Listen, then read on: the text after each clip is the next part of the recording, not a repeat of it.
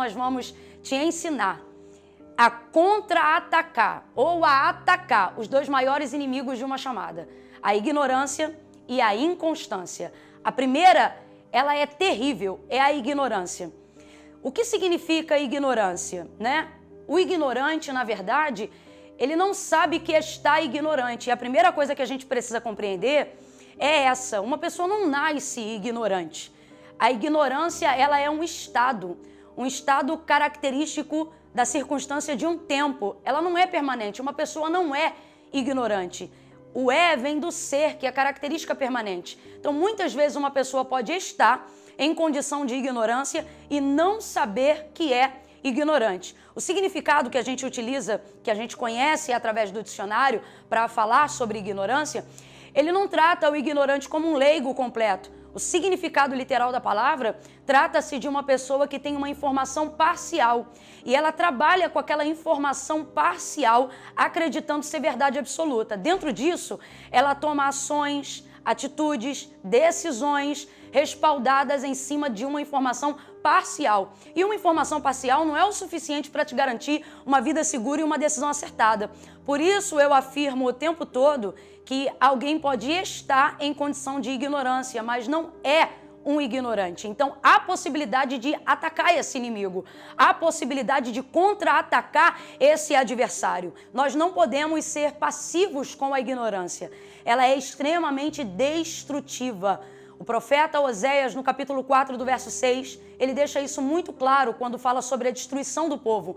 Ela veio por falta de conhecimento pleno da vontade de Deus, que para nós que vivemos hoje é a expressão, está na expressão da sua palavra. Então, quando nós só temos uma informação parcial, mesmo que seja da palavra de Deus, nós somos tendenciosos a construir um caminho parcial, inseguro, irregular. Então a ignorância, ela tende a destruir tudo aquilo que em Deus você tem conservado para viver a sua chamada, para viver a sua vida, sobre aquilo não que eu penso, mas o que a palavra de Deus diz, para que você não seja destruído pela ignorância, para que você perceba o ambiente que você está e veja que você tem condições de ir muito mais além de onde você chegou. A minha palavra para a sua vida é essa: contra-ataque a ignorância e deixa a luz do entendimento da palavra de Deus te orientar para acertar o alvo do seu propósito, o alvo da sua chamada, o propósito que a sua vida carrega, em nome de Jesus. O segundo inimigo que nós precisamos aprender a combater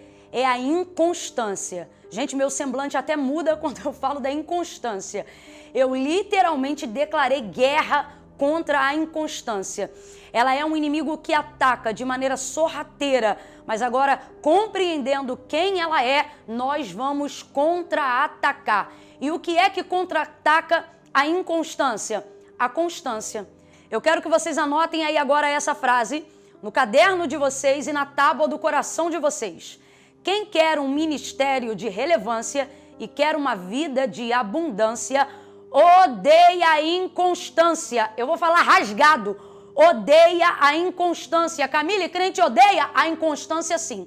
Por quê? Porque ela é inimiga do propósito que Deus tem conosco. Daniel é um dos melhores exemplos que nós temos para entender a necessidade da constância e o nível de poder e de virtude que ela libera sobre nós, nos dando graça e autoridade para combater o antônimo dela, que é a inconstância. O texto vai nos revelar que Daniel, ele orava todos os dias. E não o bastante em orar todos os dias, ele orava também 3 vezes ao dia.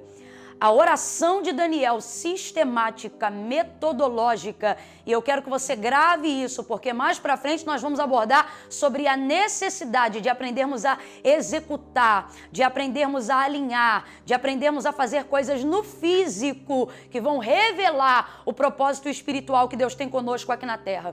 Então, não bastante dele orar todos os dias, ele também orava de modo sistemático 3 vezes ao dia. Você vai encontrar uma palavra com muita frequência em todo o livro do profeta Daniel: constância. A constância, ela é a opositora da inconstância. Nós estamos vivendo um tempo, gente, onde as pessoas são boas de movimentos de explosão. Por exemplo, a gente é ótimo para participar de um congresso e sair de lá avivado. Mas a pergunta é: quanto tempo dura esse mover depois desse culto? Você vai a cultos de domingo e fica maravilhado com aquilo que você ouve. Glória a Deus por isso. Mas a pergunta é, quais são as atitudes? Quais são as decisões que você toma depois da sua participação dentro desses cultos? Por isso, o movimento Chamados à Excelência traz um extra de imersão, para nós compreendermos que o mais importante não é só nós nos encontrarmos com aquilo que Deus tem para nós, mas sermos capazes de trazer manutenção àquilo que Ele já nos confiou. Nas lives nós fizemos uma dinâmica inspirada pelo Espírito Santo. Ele me disse, não é difícil acender uma fogueira, difícil é você desenvolver um plano para mantê-la acesa. Não leva a mal não, mas eu vou falar a verdade bem rasgado. Tem uma galera que é muito bom de voto, ele é bom de prazo de 7 dias, de 15 dias. Você usa Daniel como um exemplo de explosão, propósito de 21, propósito de 7, propósito de 14, mas a vida é mais do que 21 dias, a vida é mais do que jejum dentro de um prazo. Eu não estou negligenciando nenhuma dessas ações, pelo contrário, eu também as faço, mas todas elas vão continuar me mantendo numa perspectiva rasa e superficial, se eu estabelecer a minha plataforma de manutenção, de devocional somente dentro disso. Então, o segundo inimigo é a inconstância. E todas as vezes que você quiser ter um ministério relevante, ter uma vida de abundância, você precisa declarar guerra contra a inconstância. Então, a inconstância precisa ser tratada como um inimigo. Ela vai ser combatida com a constância, que vai gerar a intensidade que a gente precisa. E nesse processo, a gente vai conhecer gente que está caminhando no mesmo lugar, indo para onde a gente quer chegar. E não importa o tamanho da fornalha da aflição que aquecer. O movimento vai continuar. As cordas vão ser ruídas. O nome de Deus vai ser glorificado. E inconstância nunca mais na sua vida.